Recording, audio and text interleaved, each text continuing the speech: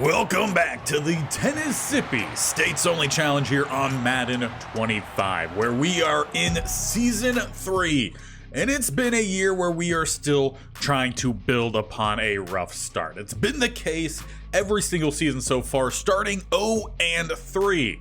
The worry we were facing at the end of last episode was the defensive line. We were wondering if we needed to make a trade off the bat here to solidify that interior, but actually taking a further look at things in between episodes, we actually have the second best run defense, again only through 3 games, but we are dead last in points per game given up. And I think that mostly stems to the offense. So far this year, we've been a turnover machine, averaging 2 interceptions a game. Given up. Joe Milton, he got pulled in the last game against the Jags because of those 2 interceptions. We then, for the first time, saw Kenny Arrington step out on the field, and he also threw 2 interceptions. He did have 2 touchdowns. We didn't give Milton the opportunity to have that same kind of event. So what we're doing to start is going back to how we started. We trialed a new playbook last episode, the Vikings playbook, and it did not seem to fit despite both the Rams, the playbook we started with, and the Vikings being a zone run West Coast style, which matches almost what we're the best at. Technically, what we are the best at is actually the vertical zone run. We're at an 80 scheme fit there, but I couldn't find a single playbook that matches that. So we switched to the Vikings to try to have a little bit more of some deep shot options, considering all the receivers we have. It didn't work. So going back to what did, hopefully, we will see ourselves bounce back. We have 4 games before the Week 8 trade deadline, and that is when we have to make a decision. There are 2 first-round options for us in this upcoming draft. The guy I would want to trade for would take at least a first-round pick. Bob Williams and Demetrius Dune, they could both fit a potential need on this team. There is one offensive line spot that is not secured. Potentially Williams could fit into that. Fortunately, we are only 10% scouted, so we can't tell right now. As for Dune, we do know he is a zone archetype. And the one spot I feel like that we really could use some help is at free safety. And he might fit that very well. So by week 8, I want to have more information on these guys, and I want to see if the defensive line truly needs help. And an event that could potentially sway that help, either good or bad, is a breakout opportunity here as we get started. And it is for Deo. He was moved to DT this season. We're going to ask him to get 2 tackles for a loss. If he does, he will get a dev trait boost. He's been the best player for us in the backfield out the gate. Really need him to come through. So as we get the games underway today, we're going to start focusing in here on the defense. Have a defensive game for once. Of course, you might still watch a little bit of the offense as it's a gain of 5. Jalen Waddle, the recipient. We've played against some pretty good receivers out the gate. We also need a little bit more from our corners. Had a new guy join last episode. Slant up top, and Golson gets there a split second too late to break it up. Goes as the first down, though. Good news, he does finally have his X factor actually underneath his player. We saw, I believe it was Superstar last time, but he gives up 2 straight catches. Williams just beats him. That time, I would say more so to the coverage. They're into plus territory, now going with a stretch. Big truck stick on Dantzler. But he's a good teammate. He'll celebrate his guys helping get the stop. Just a gain of 1 as they are at the 41. Looking to pass again. Hendon Hooker dumps it off and will pick up about 7. Now, we did try to sign Hendon Hooker to be a backup quarterback for us in our first offseason. He chose to go to New York instead. Seems to be a smart decision on his part, as he's got time to throw downfield, swatting it away. Golston, plus a little hit there at the end. And surprisingly, the offense stays out. 4th and 2 here. It's the I form 2 receiver stack. Hooker throws first down as he finds a tight end, slipping the tackle attempt of Pittman. Instead, Pitts gets him down inside the red zone. That could have been a really big play for the defense, and that's what we've seen from him. The inability to make that final big play. Good combo tackle at the top, and an injury for one of the O-linemen. It looks like Collins. That might help out Deo make a play then. 2nd and 10, haven't seen anything from the interior yet. As Hooker throws off the back of Dantzler, but it looks like he might have made early contact.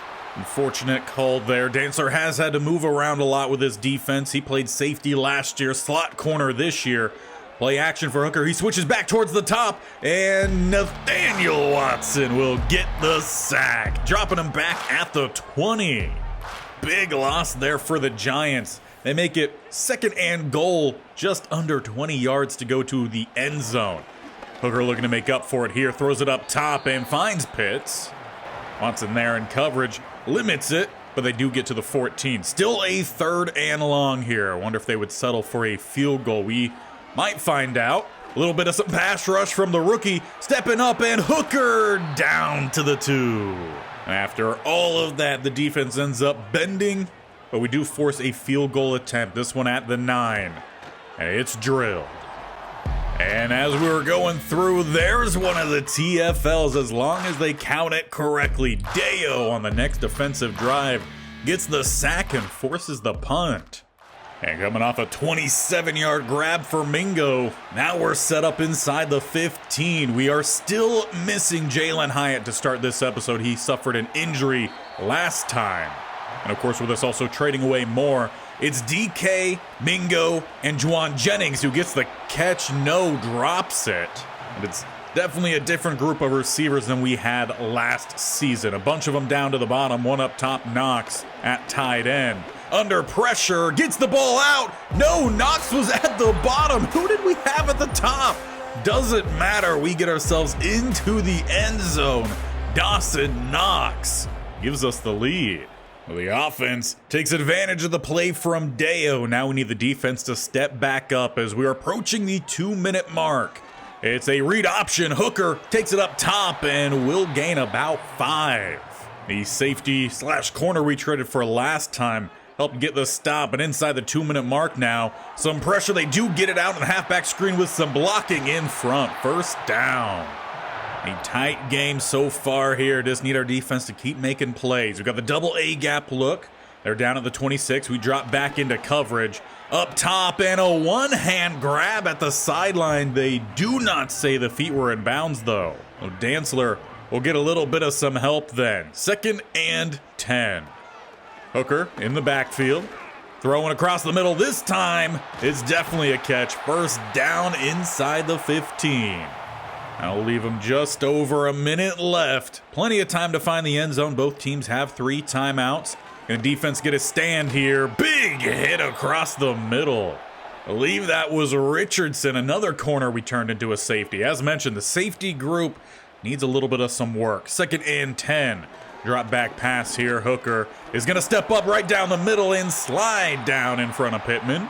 There was also a couple other defenders there to help. 3rd and 6. It's a tight single back set. Be about a 5-step drop going towards the back end. Too high for Williams. Once again, defense will hold. A little bit of some help due to some miscues from the Giants. Field goal here can make it 7-6, and that'll be the score. Though they will have another chance. Interception, Christian Benford. Though the play right before it was Arrington who threw the pass, so I'm not sure who threw that pick. And just quickly checking the stats, indeed it was Kenny Arrington. So for some reason, Joe Milton not out there. And it appears he did suffer an injury. Foot sprain, he will be back, but it'll be in the 4th quarter. And apparently, I'm jumping out here with a defense on this play. Click the wrong button. We got 24 seconds here to try to limit anything here of the Giants. As they go across the middle, they find Dontavion Wicks with the 1st. I'll end up calling their first timeout there following inside the 20. Trying to take a lead here before half. We get again that pressure, but it's setting up the screen, not getting any natural pressure. Just got to find a way to get that a little bit more consistently, as it does look like we are seeing some rotation across the line. Deo not out there, but the rookie picks up at least his 3rd sack of the season. We told the media he's going to get 8 this year. We'll find out if that is true. And he's back again, make it 4. What a play, set of plays there for the rookie. Another stand, and with the time expiring here in the half, Giants do take a lead. And a safety ties the game. It was just defensive back and forth. A.J. Dillon into the end zone makes it 9-9, but who got that safety? And of course, it is the rookie, Jose Dockery. Ties this game up 9-9. What a start for him. And an important update is the sack that Deo had, they split it with someone else. And because of that, I'm assuming he does not have a TFL, so he still needs 2. But first, the offense is trying to take a lead here. As we've driven following that safety, we're inside the 35. Quick swinging out to DK. Mingo to set a block. They both get to the defender at the same time. And it's the defender who makes the play. 2nd and 6, just a gain of 4. We go spread empty. I think that was a hard count, though, a pretty weak one. Arrington throws, and he finds Juwan Johnson a little bit short of the line to gain. That will send us inside the 4th quarter, and to start this quarter, it is still Kenny Arrington out there. 3rd and inches, easy first down rumbling. Gibson follows the easy, wide open lane, getting us down to the 15. 2 receivers to the bottom, 1 up top plus Knox. Across the middle, and he threw it to the linebacker just a little bit off the mark. That is the problem we've seen from these quarterbacks. Overshown. Right place, right time. Giants take back over. With Deo still needing some plays, he's still not out there. We might need to double check the depth chart here because he should be out there. We're not seeing him. And that would be why. Bruised sternum, he is out. So that means he does not have a chance then to get that upgrade. It would be great here if Madden knows that there's an injury, pushes it to the next game when he is available. Not the case. But what is still the case is this game on the lines here. 9-9 and early movement. Can't have that from our now number 1 DT and Jaden Crumedy. He's shown signs, but we need a little bit more discipline. Open running lane here, big hit. Seems to be what Richardson loves to do and why we moved him to strong safety. Not going to get that opportunity at corner much. 1st and 10 here up top. Good throw finds Williams. He's going to pick up about a gain of 17-18. Can't let this 4th quarter slip away. We've stood tall, though, defensively when we've gotten down towards our own goal line. I just prefer not to go down to the goal line. As everyone converged there on the stop. I believe it was both edge rushers and maybe a linebacker, maybe Richardson. I don't know. There was a lot of guys there. Good play from the defense. 2nd and 10, though, we then give it up. Dantzler beat by Pitts. As mentioned earlier, that is what this defense has done. Putting themselves in good spots. They just don't finish. Got to find a way to do so here for it to turn the season around, and tipped away. Richardson and Golston combine for the knockaway. 2nd and 10. They're sitting just inside the 25. Hooker going up top, finds his target, who will pick up 5. Dantzler makes sure there's no run after the catch. An opportunity again here to force a field goal as we're about to hit the 4-minute mark. Quick throw and another 1st down. Kyle Pitts. Now really doing nothing special here on offense, just simply throwing to the open targets. Can't leave them open. As we do not send a blitz across the middle. Timely hit, though Pitts holds on. He's shown some sure hands in this one. See if they continue passing or go with the run. 2 tight ends up top, receivers at the bottom. They do go with the run. Cutback lane denied by Watson. And Hooker there, surprised it's not at least a 1st down. 3rd and inches. Can the defense come through here? This is about in the area where they have. And cutting back towards the middle, it will be at least a fresh set at the 1. I'm sure for the Giants, they're perfectly fine with that. As we entered the 2-minute mark here, they could take off a little bit more time. 3 up top as they hand it off open and into the end zone. Pittman couldn't lay a big enough hit. Dillon puts them on top now, 16-9. But re-entering the game is Joe Milton. A perfect time to try to utilize that arm strength to make some things happen. Pass across the middle, jump ball goes Mingo. Maybe just got to rework that arm back in. Could have maybe found him on the run. Will be a hurry up here for the offense. Pressure coming, getting it back to the outside. Mingo, he's going to turn up around the 30, out at the 26. And in just a couple plays, Titans looking to tie this one up. Striking range here for the arm of Milton, though. That could be from a good bit of distance away. And jump ball caught Jennings. Looks like Milton really focusing on keeping that ball away from anyone lurking underneath. That's where he's got caught a few times this season. Stepping up to run here, he scrambles in. That foot seems to be feeling just fine. Titans, and what about 4 plays, re-level this game. But did they leave too much time here? It's pretty quiet in New York, technically New Jersey, as the Giants start off finding Williams. Will be a hard-earned gain of 7. First timeout called for them. They need at least a point. Most likely would have to find 3, as it's 56 seconds left on the clock. They go play action. Hooker, deeper down the field, not even down the middle, wide open again. Williams. He's beat every person we've put on him today. Golston and X Factor on the other side. I honestly forgot the name of the corner that we traded for. Now they hand it off. And the ball comes out. Giants remain in control. However, looks like a booth review coming in here. Maybe this would cause them to call an extra timeout, as it does look like the running back and Dylan was down. And that seems to be the case. So they're back to having 2 timeouts. They didn't have to call one, even though they should have. They re-hand the ball back off, chopped out by Richardson. He's just been going after all the hits. 3rd and 8. Now we've called our final timeout as they are inside field goal range. Got to get the stop here, though. It's wide open down the middle. Copy-paste every single game to start. Opportunities present themselves, and the defense is not finishing.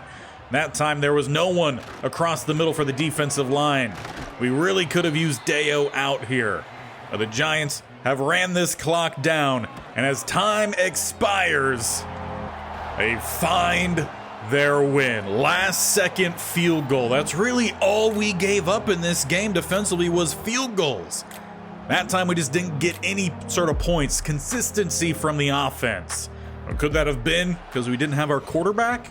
And if that game wasn't tough enough, now we go and play against the Houston Texans, who are actually currently leading the division. Starting with a quarter sim, we get through the first, and now getting through the second. Houston well in front. We do get another safety. We tack on a field goal, but as halftime hits, it is 24-5. Not a close game. Offense still struggling to put some points on the board. As we reach the 4th quarter, that score has remained. So unless something pops off here, this is going to be a pretty quick sim through. We do finally get a touchdown, though. Texans answer and a widen. And it is not a good start here. The first quarter of the season comes to an end, and we have not won a single game. But it would appear coming off of that game, though, Madden's still trying to help us out when it comes to this DT group. We have the breakout part 2 here from Deo. We'll see if he's able to live up to the hope Madden is trying to instill in him. For now, they give him 4,500 XP. That'll help maybe with 1 boost. But there'll be another part coming to this in a week or so. But as we wait for that to pop back up, in the meantime, we're continuing our losing streak. This time a 1-score game, 21-13 against the Bengals. Would have needed a touchdown and a 2-point try to tie, but at least still technically 1 score. Milton played the whole game, 181 yards, though 1 touchdown. So we're really just not quite seeing what we need from this offense. He had 64% complete. Meanwhile, Trevor Lawrence, 2 touchdowns, 85% complete. The DB group is struggling. Gibson, though, had a pretty solid game. We did give up a touchdown to Jerome Stewart. Receiving-wise, Ladd McConkey led both teams in this game. 80 yards on 5 grabs. Did better than Tyreek Hill, who still had a pretty solid game. Cole Kmet scored on us. Smith and Jigba scored on us. Jalen Hyatt returned to the starting lineup in this one. He did have a touchdown. but only 3 grabs, 39 yards. We're just not quite seeing enough here. Forbes, that was the guy that we traded for. He had 10 tackles, so they were definitely just passing all over us. TFL-wise, Crumity, Dockery, Williams, Deo had one, so we're getting in the backfield. Crumity also had a sack. He was the only one for us to have a sack. And the icing on the cake is we missed a field goal. Luckily, so did they. But now with just one more game prior to that trade deadline, indeed we do have the breakout part 2 here for Deo. Even if he gets this, I still feel like we need some help at DT. I don't know if Crumity can do what we need him to do as well. So for Deo, we got to figure out something to make this team pop. We still are in the top 5 in terms of rush defense, 3rd, but we're still not finding a whole lot of success. We are the worst pass defense though, so maybe we don't have to focus on DT, although I do think we could use help there. Maybe we need to add another guy to this cornerback group. But before we make our decision, let's get through this week 7 game again against the Texans and see if the team has decided to come to play this time. With how this season has started, we're going to be jumping through these games a lot quicker. Defensively, we hold out the Texans that entire first quarter. We actually take the lead 3-0. Our offense still doesn't do a whole lot. Someone got to stop there by the goal line. It was us. Texans do take a lead, and that will stay by halftime. 7-3. Let's slow things down at least here into the second quarter. Game plan will be, if any team gets into plus side territory, well, then we will watch. We got a 3rd and 1 here. We get the TFL. Defense starts off with a 3-and-out offense. Let's go find a lead. 3-yard rush by Gainwell. Joe Milton then rushes at 3rd and 6. Apparently it's a 3-and-out for both sides to get things going. Battle of field position and 17 for Gesicki. Someone finally finds a big play. First down will put him into plus territory, and indeed it will. Now jumping out here to watch a little bit of action. Texans are at the 45. About 3.5 minutes left in the third quarter. They're taking their time. Play clock down to 2. We send a blitz, and rolling. Gets tipped up. It gets picked off. And getting to the outside goes Deo. 10-5 touchdown, big boy DT. He skied up and beat Dockery for it. And he was an outside linebacker prior to coming here. And it was Nathaniel Watson credited with actually getting that ball popped up. Don't know if it was technically a pick or a fumble. Either way, we take a lead here following a massive play. 10-7. Can the defense keep that up? Well, they give up 21 to Romeo Doubs. I think they say the easiest time to find a touchdown is right after an interception. Well, might be a little bit too high here on the defense following that big play, giving up some plays. Well, one thing the defense does like to do is lay some big hits. Pittman and Richardson have been doing that all season long. Open lanes right down the middle. That is why I'm thinking we do need to add a DT. Pair him up with Deo, who provides a little bit more pass rush. Crumity would be the next guy up in such a situation and would also provide a little bit of some depth for the outside. Nathaniel Watson back again. Talks a little trash to Bo Nix as well. 2nd and 17 following the hit. They're back at the 30 now. Nix dumps this one off, spinning off the first tackle. Nice gain. End up leaving the Texans with a more manageable 3rd, though still kind of long. 3rd and 8 be the final play here of the 3rd. At least you would imagine. So dump off and first down, Najee Harris. Now, as to not repeat myself over and over again, I'm sure we all know what we're thinking. As we start the 4th quarter here, first down and 2 guys jump early. That'll make it pretty obvious there for the referees. They didn't call that when you know it's rigged. 1st and 15, weak side toss, and they get it by, I think that was the free safety. Luckily, Deo there to clean it up. Leaves 2nd and 15, no gain. Those spread empty here. Harris all the way up top. That's where they go, and it gets picked by Golston. Can he take it all the way? Bo Nix in hot pursuit. Not gonna catch him. We got another guy rushing in here, but not gonna get there. What was that, about a 90-yard pick six? Honestly, no idea where he caught that ball, but Mike Golston, the X factor on defense, makes the play. In the 4th quarter, We've got a 2-score lead. Approaching the 5.5-minute mark, though, plenty of time for the Texans to come back as they are already back into plus territory.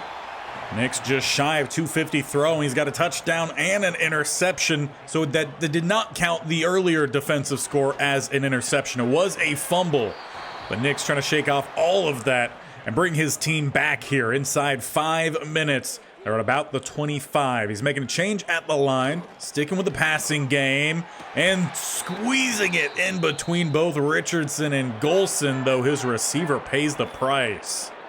Unsure of who that was, but it doesn't matter who. Injuries always suck. 1st and goal. Najee Harris down the middle. Will gain about a yard or two. Deo gets the stop. I think it's clear that we need him at DT. It's now shifting our focus to Crumity as being potentially the weak link along this group, though he said stop talking that trash from the booth.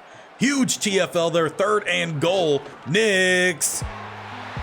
What a throw and catch. Josh Oliver, never seen him do that in real life at least. But if the Texans are going to come back in this one, they're going to need some miracle plays like that. 17-14, we got to run out this clock. And we get stuffed by Dexter Lawrence on play 1. And Metcalf down as well. That does not look good. Luckily, he just heads to the trainer's table, not the tunnel. But that does stop the clock. We gained nothing on 1st down, 2nd and 10. Now we got to worry about an X factor. Luckily, we have one of our best offensive linemen trying to block him. Didn't work out there. He nearly just ripped off the head of Joe Milton. He's at least kind enough to try to help him up after a 3rd and 16. Bunch down to the bottom, 2 up top. It's an empty set. Trying to, again, let as much time roll off as possible. Milton's got to show off the arm strength, or instead he rushes for about 4 yards to set up a punt. And with about a minute and a half, Texans are closing into field goal range. They have all their timeouts, and they're into range on one play. Bo Nix has had some great passes following his really costly turnovers. Our offense hasn't even managed a touchdown in this game. We had a field goal and 2 scores from the defense. Nix now under pressure, setting up the halfback screen. They find Harris, who will get him to the 28. Good pursuit there from the rookie linebacker. Downfield and nearly tipped away off the hands.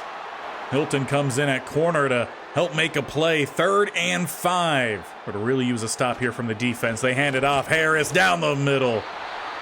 They know where to abuse our defense, and that has been the case here. Again, we're ranked 3rd. But I think that also might just be due to how weak our passing game is. Most teams just look to pass. Big hit there from Richardson. Knocks it away. There's at least one positive move I think we have made. The strong safety spot, I like the play of Richardson. 2nd and 10 here, Bo Nix. We send the blitz. It eventually will force the rollout, though. He finds the corner. He's going to pick up the 1st down. No, out inches shy. We managed to get the stop here, though. It looked like the tip of the ball was actually past the line to gain. But get the stop here, they will definitely have to go with a field goal. But why the field goal when Oliver has all the space? Luckily, Houston also calling timeouts, trying to save us some time. They got 30 seconds left. 1st and goal at the 2. Nick's quick throw, and Oliver brings them back. He had the miracle grab there last time. Bo Nix carrying him back as well from his 2 costly turnovers that immediately turned into points. So now with 24 seconds, Joe Milton has to be the hero here. Metcalf is back in the game. He's over on the left-hand side. Hyatt all the way to the right-hand side. We've got timeouts if we need it. DK, though, he gets a step. Ball placement is poor. That's the difference between at least a 1-5 team compared to our 0-6 team. 20 seconds left. Just hoping on a miracle out here. Across the middle, Jennings gets the grab. 1st timeout call. Need a touchdown, though. Field goal does not help us. Currently down by 4. Hard count from Milton. No one jumps. Line does not hold up long enough. That leaves us with just 11 seconds left. Going back to the 3 to the right-hand side. 1 goes to the left. And launching it for Hyatt, slapped away.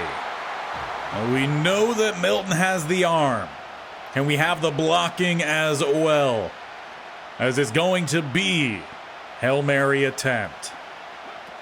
Joe Milton, they only rushed 3, let things develop, rocket it towards the back of the end zone, and game over.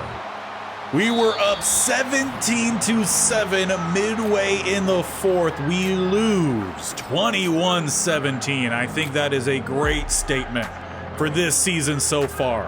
Opportunities keep presenting themselves, and we are not taking care of business. Texans get the sweep, and now we've got to start making some tough decisions. Week 8, it is trade deadline time, and it is quite clear the team as it is not going to get the job done. And being at week 8 here, not only is this about the midway point of the season, it is midway point here of the series. We have to win a Super Bowl within 5 years. We've yet to come close to a winning season. So we got to make some big moves to get things situated here. And first off, that might mean leaning away from the draft. While some of these players could be really good, I mean, we've seen Dockery this year. He's been fantastic. Well filling in for Cedric Johnson, who chose not to come back here. We've seen a lot of help come from the offensive line as well. Bo Williams could be another guy who could look to do that, but at this point, he's only 20% scouted. Pass blocking is a C. I'm definitely not taking a guy in the first round with C for pass blocking. So it doesn't look like Bob Williams is an answer for us. Now, as for Demetrius Dune, again, he's listed as strong safety, but he's a zone guy, so I think he's a free safety. We have a stopgap there. Physicals, I mean, he's got elite to great speed. We love to see that. B man coverage, A to C zone. I mean, he could be really, really good at a free safety, but is he going to make a big difference? We've got guys at corner, I think, who could shift to safety if needed, but we've really got to find some key talent right now if we're to start winning some games. So while Dune might be great, I don't think we could go after him. And where I want to go first is Chris Jones. My concern here is he's 32. I don't think he would retire after 1 year. Honestly, if we just get a year and a half play out of him, maybe next year is that year, year 4. Because honestly, hasn't been great to start off. If somehow we went out and make the wild card, then who knows. But Chris Jones is the only real option for us to go after for the defensive line. So we got to find a way to make this work. Now, we do have in line to be the number 1 pick in the draft. So I feel like they would very much be interested in this offer. How much we could get back, that kind of varies. If I toss in a 3 here, if we get Jones and a 3rd round pick, we give up R1. I feel like that could be pretty good. Or perhaps I could have got a little bit more. I am very glad, last second though, I switched the 3rd for the 2nd. But we now have Chris Jones and 2 2nd round picks. The next spot I want to go is to help us at corner. We've got Martin Emerson Jr. here. He's an 86 overall star dev. He's more of a zone style. I don't know what the sim defense is running. I'm a little bit more of a man guy myself, press man, but either way, the ratings here are solid enough to do both. I would like to try to work out a deal here for Martin Emerson. Now, what do we do to try to bring him in? We do again have those 2 2nd round picks. I'm wondering if maybe we could sweeten the deal here with one of these guys that we have. We traded last episode for Emmanuel Forbes Jr., and I don't think he's an answer for us. The problem is he doesn't have press, he doesn't have tackling. And without that, he's not going to play slot, and he can't really play press on the outside. He's gotten beat. We've seen plenty of touchdowns scored off of him on press. Though I think that was a decision that hindsight wasn't great. So let's see what we could do here with Martin Emerson for Emmanuel Forbes. We will toss in the late round 2. That's essentially almost a 3rd round pick. And that doesn't get us all the way there. If we switch that one for the much earlier, it's the 1st pick of the 2nd round, that nearly does it. So we'll sweeten the pot a little bit then. Forbes, our 2nd and a 5th. We get Emerson Jr. and next year's 7th round pick. And for our final move, we're going to bolster the offensive line, adding in Wright plus a 2029 7th round pick. We did have to give up Parham, that's just fill their spot. Really, we gave up the 2nd and a 6th for Wright. Now that does leave us one too many guys over the roster limit. And unfortunately for DJ Jones, he has regressed a lot. He only has 71 block shedding and power moves. We've got better block shedding with Cameron Young. That's what we're focusing on with the DTs. So we will cut him. We'll actually end up clearing a little bit of cap space in the process. But of course, we are not leaving it there. After all those changes, we got to watch at least one game with him. As we follow along that right-hand side, we pick up 3, and Hyatt immediately hits the deck. And it's not positive. He's going to limp to the locker room. I don't know why we can't have anything nice. Hopefully, he's able to bounce back. We'll continue on here as we dump it off, and Robinson takes out DK. We actually end up losing a yard on that play. Make it 3rd and 8. Might see a little bit more of Cedric Tillman then. As bouncing all the way to the outside. We got the first down and more. Gain of 20, 30. Sliding down with a gain of around 33. If we can't pass the ball, might as well have our quarterback run a little bit. Juwan Jennings will also step up as well as we hand this one off Gainwell, who runs it straight into the defender. We definitely had a block set up there. Didn't follow it. 2nd and 9. Both the running backs in the backfield as we do hand it back off and running it straight into everybody. Even has Milton wondering what's happening. Run around him is what I'm assuming that hand motion meant. 3rd and 8. All the tight ends at the bottom. As Milton drops back, throws, open target. There goes Knox down inside the 10. Make it goal to go at the 8. 2 receivers down to the bottom, 1 up top. Milton dropping back, firing across the middle, DK into the end zone. So after a sad start to the game with the injury to Jalen Hyatt, DK answers for his teammate. But now, to see this defense with Chris Jones to help bolster the interior, new cornerback out there as well as they swing it out. Immediately coming down is Richardson. It's honestly been his play as the reason why I was much more comfortable moving off of the 1st round picks. He's played extremely well.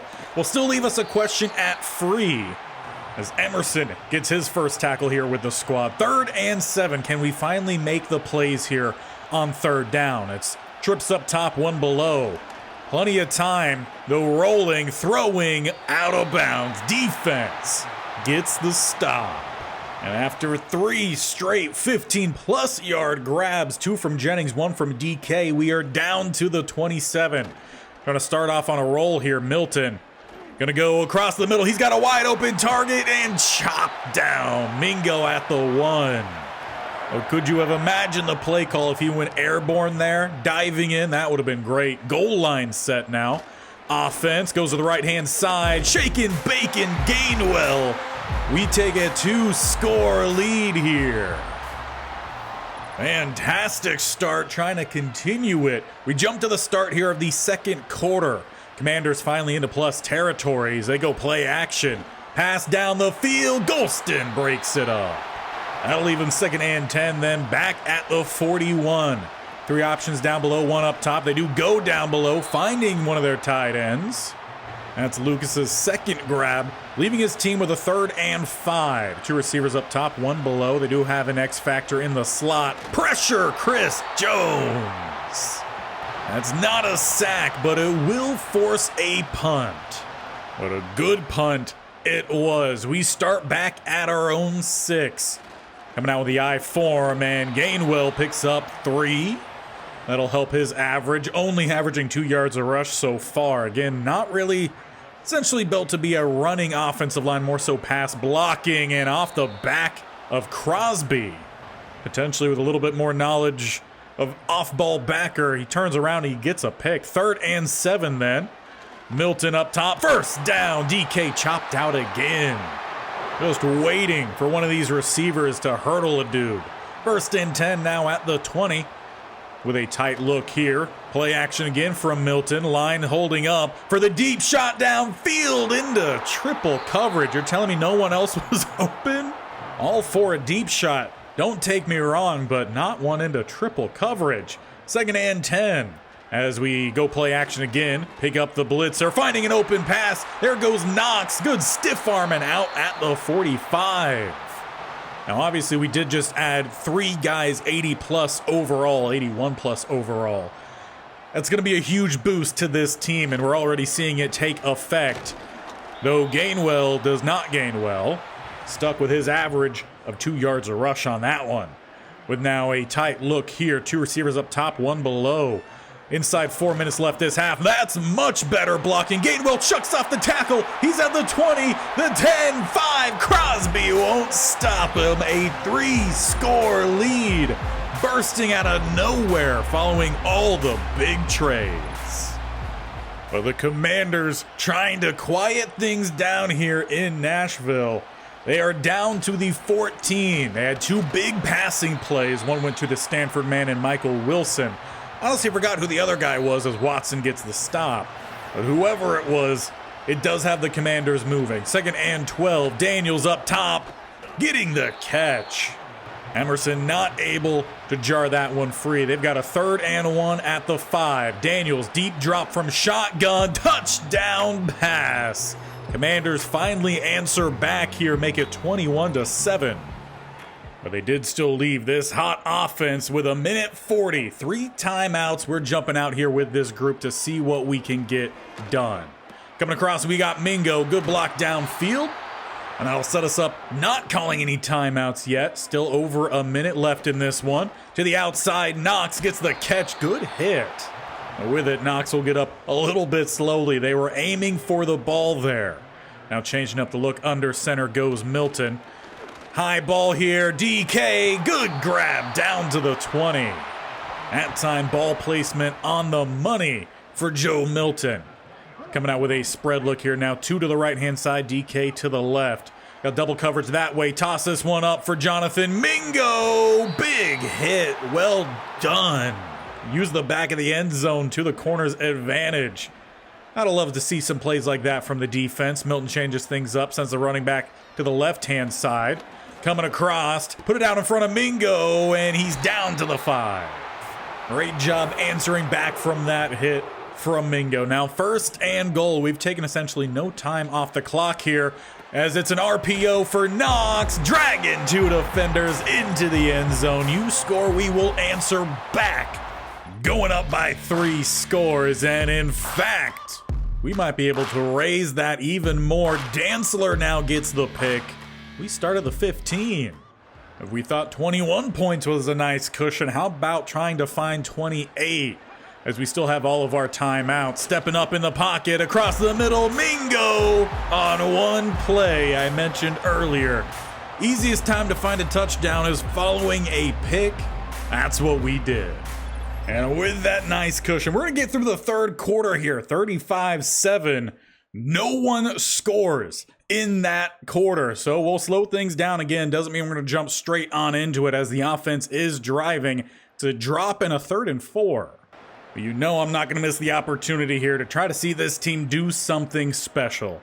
To widen our lead even more, it's another RPO out to Knox, slipping the tackle but couldn't keep his feet. Joe Milton is closing in on 300 passing, but we will settle for a field goal here. Will be our first of the night. Setting this one up at the 19. It's easy going.